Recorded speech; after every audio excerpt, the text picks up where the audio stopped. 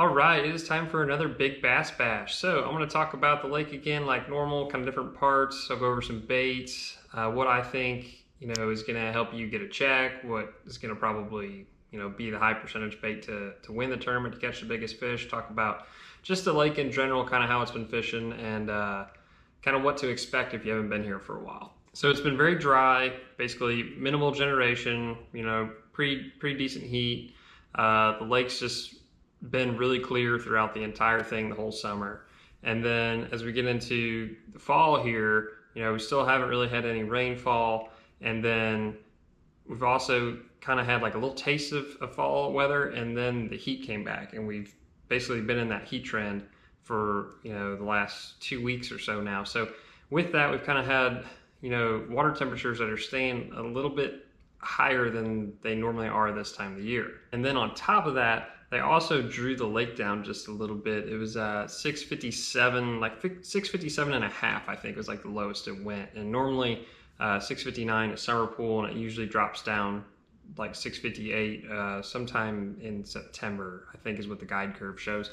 But it did drop just like a little bit below that for a little while. That's just the lack of rainfall and stuff. So that kind of positioned some of the fish, I feel like, a little bit deeper, like staging out in brush piles and stuff, more than the shallow bite. But we'll get into that more here in just a minute. So talking about the weather leading into the event, we got a few more days of the high temperatures and stuff, and then we're supposed to get rain Wednesday, Thursday, and then it's supposed to drop down into this like 60s, 70s. I think as of now, Saturday is 65-ish, and Sunday's like 70. So beautiful weather to fish.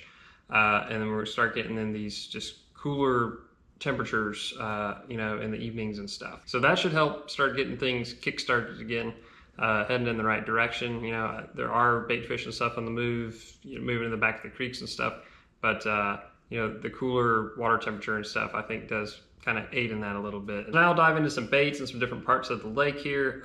Let's start just up the river arm areas. Okay, that water is going to be shallower, generally speaking. As we get some of these cooler nights and stuff, that's going to be the first water that's going to cool off a little bit, but it's also going to heat up more during the day because it's just generally shallower. So I feel like if you're going to be fishing up the river area, boy, it'd be really hard not to focus on the shallow water bite for me. So that's what I would kind of lean towards if you're fishing up, that way, would be focusing on some shallower stuff. I'll get into baits here in a minute. So now if we go down into like Niagara area, I would probably focus a little bit more on the deeper bite, just a little bit. Not saying you can't catch them shallow, because you can, but I think that area would probably set up pretty well for just a little bit of that deeper bite. And actually, they did have, the Toyota series just finished up, and I believe the winner, he did pretty well down in the Niagara, fishing, I think, deeper docks, brush piles and stuff around it. So that's probably what I would concentrate on in that section. Now, if you're running further down the lake, let's just say like mid-lake area, so from, let's just say like around the 30-mile marker up to like, say, the toll bridge, we'll just sectionalize it like that. You're gonna have, I think both things are gonna be in play, where you can fish shallow and probably do pretty decent, just flipping around docks and stuff, running topwater, or you can fish main lake.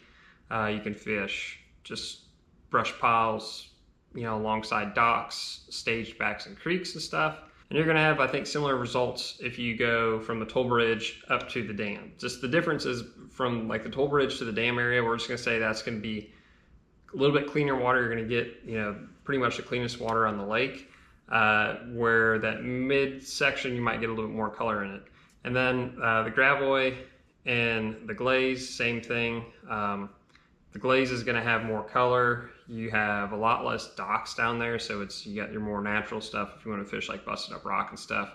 Whether that's on the main lake, or you go back and find some rock transitions, or the Gravois, it's gonna be clear out towards the main lake, but not saying you can't run way up in there and find some water with some color in it, especially if we get some rain. So that's kind of the general lay of the land. I don't want to say that there's a bad spot to fish on the lake right now. I think wherever you go, you just kind of adjust it a little bit, and I think you've got pretty good chances of catching some big fish. So We'll start off with one of my favorite things to throw, which is Topwater. I'm a huge fan of the Whopper Plopper, especially in the fall. This is loon color black, so either black or white Whopper Plopper is fantastic. I also have been throwing the Berkeley Choppa a little bit, and I've liked it. It does bend, the tail bends a little easier, so you kind of got to adjust it a little bit after you catch some fish on it, but it does do good. And one thing to note on it is it has a little bit smaller hooks. This Whopper Plopper, that thing's got some big old meaty hooks. If you get some fish that like don't totally commit to it, sometimes it's hard to get those in them. With that Choppo, they're smaller. You know, it seems like it's a little bit easier to get that fine hook in that fish. Next up for Topwater is going to be the buzzbait. This is a crocodigator, classic for me, the head knocker. And then I've also got one of my old other favorites is a Strike King here. It's just different kind of profile, I guess, size, what you want to call it. This one's a little bit quieter, more stealth mode. Maybe that'd be good on day 2 after the fish have seen a lot of topwater. You can pair those with your favorite trailers. Color, I don't know if color really matters that much in a lot of this. I think it's confidence. So run what you're most confident in, and I think that's going to get you the bites. You could also throw a spook in there if you want to slow down a little bit and let that thing sit there a little bit longer. But in the fall, I'm a big fan of covering water, so the buzzbait and the Whopper Plopper really do that for me. I've pretty much been running those along seawalls with shade, along docks with shade. You can go in the back of the creeks, or you can throw it out over deeper water or go halfway back. It's really, you kind of got to figure out where you want to be with it, I guess. You know, pay attention to if you see any shad and stuff idling in on your electronics. That's a good place to start. So you can honestly catch them all the way out to the main lake, to the back of the creeks with it. We'll stay on the moving bait trend here, and we'll talk about square bills a little bit. You know, throwing these shallow docks, backs of coves and stuff like that. This, you know, good color for clear water, sexy shad here. If you got a little bit more color to your water, you got your black and chartreuse. It's classic color. Again, just a moving bait. It's going to allow you to cover a lot of water. Some of these fish have been suspending underneath the floats. You know, been really just hugging up to the docks underneath the floats. So running that along the side, you know, get them definitely to eat. Good bluegill imitator. Then we've got the classic spinner bait here. So this is definitely going to start bringing in a lot more fish here as the water temperature starts to cool off just a little bit. We're kind of in that, you know, awkward stage of like mid 70s water temperature. As things get a little bit lower, you know, that's good. But this is, you know, again, moving bait, versatile. You can throw this in a foot of water, 2 feet of water, or you can throw this on the main lake. All you really need to do is change the weight of the spinner bait. You know, if I'm throwing shallow, I'm usually throwing like a 1/2 ounce, sometimes a 3/8, usually a half, so I can actually run that back a little bit faster and it doesn't come out of the water, it stays, you know, at the depth I want. And if I'm throwing main lake, probably throwing 3/4 to a 1 ounce, working it off ledges and stuff, going over brush piles, bumping into the brush piles, helping get some of those reaction bites. Now we'll move into kind of your bottom baits. Kind of been the bread and butter here lately. For me, it's just been shaky head worms. So this is like a mag trick worm. This is a little Berkeley shaky head worm. It doesn't really matter what brand you use, what you're comfortable with. Colors the same way, use what you're comfortable with. But one thing to note is the profile size. So you can see, you know, obviously the difference here. This one's much more thick. This one's kind of skinny.